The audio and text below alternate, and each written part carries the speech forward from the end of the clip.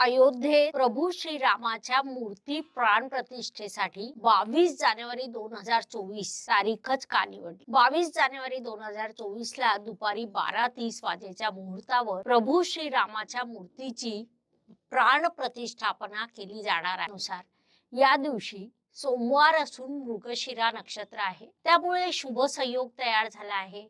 या दिवशी मेष राशीचा उदय होत असून कुंडलीत मंगळ हा 9व्या घरात असल्यामुळे शुभ मानला जात आहे. 22 जानेवारी 2024 ला सोमवारी राम मंदिरात मूर्तीच्या अभिषेकासाठी 84 सेकंदाचा शुभ मुहूर्त आहे, ज्यामध्ये प्रभू श्रीरामाच्या मूर्तीचा अभिषेक केला जाणार आहे. हा शुभ मुहूर्त 12:30 पासून सुरू होईल. प्रभू श्रीरामाचा जन्म हा कर्क राशीत झाल्यामुळे हा दिवस निवडला गेला आहे असं सांगितलं जातं. या दिवशी मंगळ आणि गुरुच्या राशी परिवर्तनामुळे देखील शुभ योग तयार होत आहे.